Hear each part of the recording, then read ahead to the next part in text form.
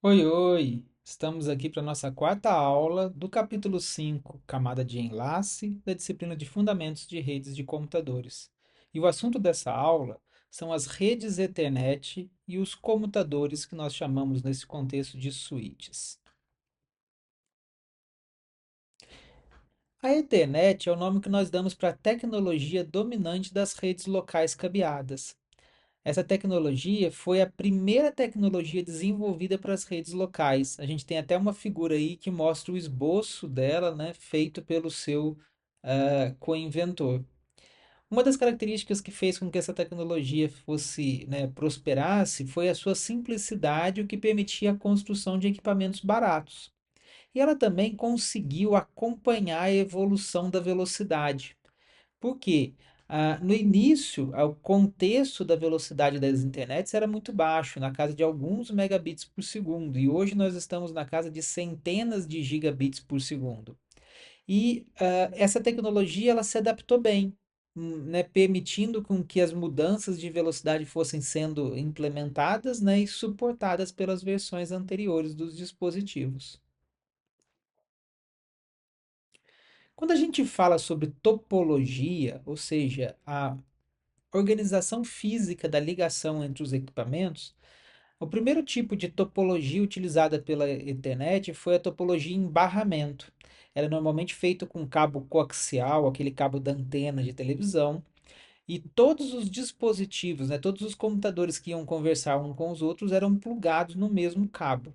Esse tipo de tecnologia era muito popular nos anos da década de 1990, né, principalmente para acesso à internet residencial. Qual que é o grande problema disso? Todos os nós que estão plugados neste mesmo cabo, eles estão num mesmo domínio de colisão. Ou seja, quaisquer dois nós que façam transmissões nesse cabo simultaneamente, eles vão causar uma colisão e vão, né, ter que retransmitir essa informação.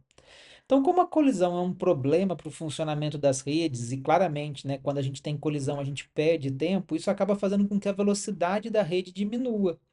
E a evolução foi mudando essa topologia do Ethernet, do barramento, para uma rede que a gente chama de rede comutada, que é o tipo de topologia prevalente hoje em dia. Nessas redes comutadas, a gente tem um elemento especial que ele é chamado de comutador ou switch, e ele fica bem ali no centro da rede, onde todos os computadores, todos os hospedeiros que querem conversar uns com os outros estão conectados individualmente e diretamente a esse switch.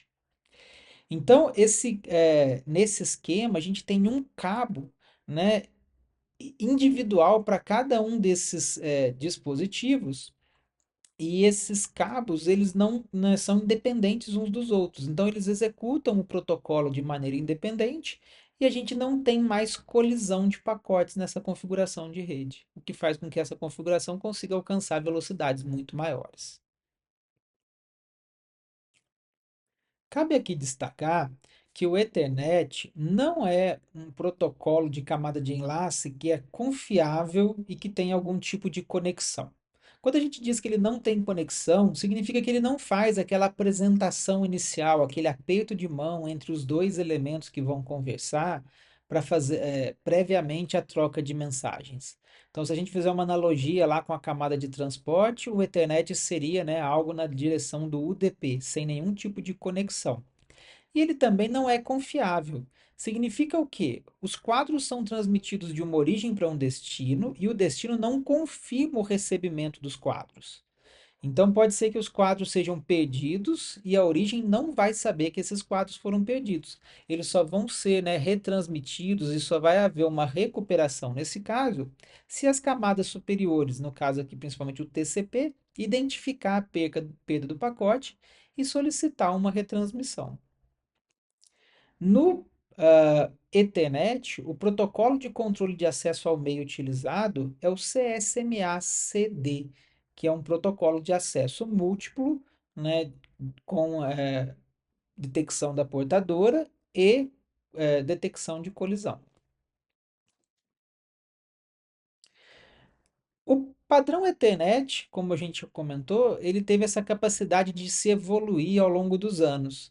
Então, qual que foi a grande sacada do Ethernet? O protocolo MAC, que é o protocolo da camada de enlace, ele foi o mesmo, ele se manteve e o que foi mudando foram os protocolos das camadas físicas. As camadas físicas foram evoluindo, né? A gente inicialmente tinha tudo conexão via cabos de cobre, de par trançado, e hoje em dia a gente tem muita conexão via fibra ótica. Então, as tecnologias físicas foram evoluindo, mas o protocolo da camada de enlace não precisou ser modificado. No máximo, houve algum tipo de adaptação. Então, essa característica faz com que a rede Ethernet, né, consiga acompanhar bem a evolução das redes hoje em dia, faz com que ela seja de fato o padrão mais utilizado. Nesse contexto das redes Ethernet comutadas, nós temos o elemento ali central que é o switch. O switch ele é um dispositivo de camada de enlace com atividades, né, com a função ativa dentro da rede. Significa o quê? Ele vai fazer o processo de armazenamento e encaminhamento de quadros Ethernet. Ele faz uma coisa muito parecida com o que o roteador faz. Ele recebe quadros vindo de uma porta e encaminha esses quadros para outras portas. Como é que ele faz esse encaminhamento? O roteador faz o encaminhamento com base no endereço IP. O switch faz o encaminhamento com base no endereço MAC. Então, ele examina o endereço MAC do quadro que está entrando no switch e seletivamente ele encaminha esse quadro para o enlace de saída que é adequado, aonde, quando ele for ali ser transmitido no enlace de saída, vai ser executado aquele protocolo de CSMA/CD para evitar, né, colisões na hora da transmissão. Esse processo todo ele é transparente, ou seja, os hospedeiros não precisam saber da existência dos suítes, nem de qual tipo, nem quantos tem, nem aonde eles estão. E os suítes, eles têm a característica de serem elementos que são prontos para usar, plug and play, com alto aprendizado. Não é necessário nenhum tipo de pré-configuração no dispositivo para que ele faça a sua tarefa principal, né, sua tarefa básica. Vamos dar uma olhada então como que funciona essa questão das transmissões na rede comutada Ethernet. Então a gente tem aqui um exemplo de uma configuração onde a gente tem 6 computadores, né, A, B e C, a linha B, linha e C linha, e eles estão conectados num switch que tem 6 portas. Então existe um cabo ligando diretamente cada um desses computadores a uma das portas do switch. Os hospedeiros, né, têm essas conexões individuais e eles executam o protocolo Ethernet em cada uma dessas conexões, de modo que a gente não tenha colisões. Então, quando a gente tem o computador A querendo conversar com o computador A linha e o computador B querendo conversar com o computador B linha, eles conseguem fazer essa comunicação simultaneamente sem nenhum tipo de colisão, porque o próprio switch internamente permite com que essas comunicações aconteçam ao mesmo tempo sem interferência uma na outra. O que não pode acontecer? Dois dispositivos quaisquer quererem comunicar com um dispositivo em comum. Porque aí, neste caso, a gente vai ter um conflito de uso daquele enlace individual que liga o computador aqui do nosso exemplo, a linha até o switch. Nesse caso, a gente não consegue fazer a transmissão simultaneamente. Então, um computador tem que executar a transmissão e o outro tem que aguardar. Bom, e como que cada um desses switches vai saber em qual porta está conectado cada um dos hospedeiros? Os switches, eles possuem uma tabela de encaminhamento. Dentro dessas tabelas, a gente vai ter pares que mapeiam endereços MAC para números das portas. E assim como a gente já viu com outras entradas, também tem aquele campo TTL para dizer qual é a validade em termos de tempo para essa entrada na tabela. É muito parecido com uma tabela de roteamento, só que na tabela de roteamento a gente tinha endereços IPs, né, associados aos números das portas do roteador. Aqui a gente tem um endereço MAC associado aos números das portas. Mas como é que essas entradas são inseridas na tabela? Lá no contexto de redes, o roteamento, o algoritmo de roteamento preenchia as tabelas. Aqui no contexto das redes locais, existe o autoaprendizado do switch. Ele mesmo vai preencher a sua tabela ao longo do tempo de acordo com o que ele for observando na rede. A gente diz que o switch ele vai aprender sozinho, né? Vai fazer o autoaprendizado, porque ele vai identificar, a partir dos pacotes que estão chegando nele, quais são os hospedeiros que são alcançáveis a partir de cada uma dessas portas. Então a gente tem como exemplo aqui o computador A que quer enviar um pacote, né? Ele vai colocar lá no seu quadro o seu endereço de origem A e o endereço de destino, que nesse exemplo é a linha. O switch possui lá a sua tabela de encaminhamento, que inicialmente está vazia. Quando o pacote é transmitido de A para o switch, quando recebe o pacote, ele olha para o endereço MAC da origem e ele vê o seguinte: o endereço MAC A chegou nesse switch a partir da porta de número 1. Então, ele é alcançável a partir dessa porta. E aí, o que que o switch faz? Ele coloca esse endereço na sua tabela de encaminhamento. Então, toda vez que um quadro é recebido pelo switch, o que que ele faz? Ele armazena uma entrada na tabela para o MAC de origem com relação à porta de origem. Claramente, né? Se já existia essa informação, ele não vai armazenar, ele vai só atualizar se for necessário, né? E aí, na sequência, ele vai pesquisar na tabela qual é o número da porta para onde ele deve enviar esse pacote com base no endereço MAC de destino. Essa informação ela pode estar presente ou não na tabela. Então, quando ela está presente, é muito simples. O roteador vai encaminhar esse quadro, desculpa, o switch vai encaminhar esse quadro, né, para a porta correspondente que ele encontrou a informação ali na tabela. Agora, se ele não tiver essa informação, ele vai fazer uma inundação. Ou seja, ele vai encaminhar este quadro para todas as portas exceto a porta de onde o pacote chegou. O switch nunca manda um quadro, né, de volta para o lugar aonde ele já veio, porque não faz sentido, né? Ele estaria enviando o quadro para trás no caminho, né? Então vamos ver aqui a animação que ilustra esse processo. A gente tem ali o quadro sendo gerado pelo computador A com destino ao computador A', com informações de MAC de origem e MAC de destino. Nós temos a tabela de encaminhamento inicialmente vazia do switch.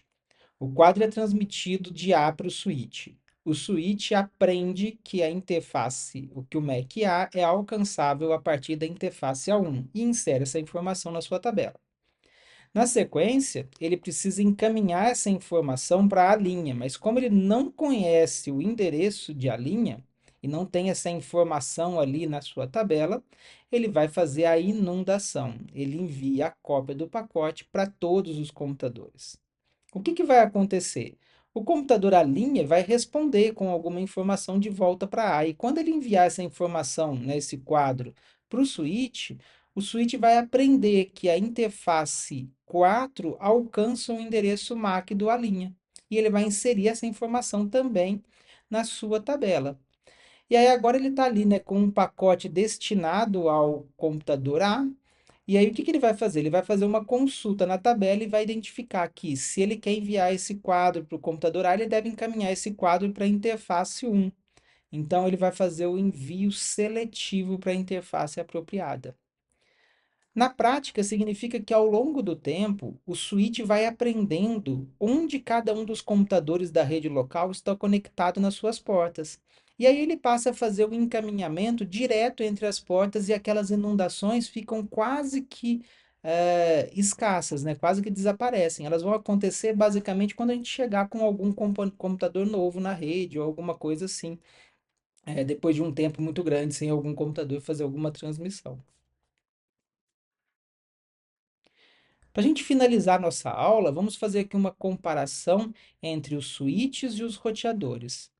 É importante a gente lembrar que os dois dispositivos são comutadores de pacote. Eles fazem encaminhamento, eles pegam pacotes de uma porta e mandam pacotes para outra porta. A diferença é que os roteadores fazem isso na camada de rede, examinando os cabeçalhos IP dos pacotes, enquanto os switches fazem isso na camada de enlace, olhando apenas os endereços MAC dos destinos. Então a gente tem aí na figura da direita um exemplo, né, de de um switch e um roteador ao longo do caminho entre dois hospedeiros, a gente observa que o switch ele possui apenas camadas de enlace física, enquanto o roteador possui camadas de rede, enlace e física. Com isso, nós finalizamos essa aula, sobre os computadores e as redes Ethernet, e na próxima aula nós vamos finalizar o capítulo falando um pouco sobre as redes locais virtuais. Aguardo vocês lá.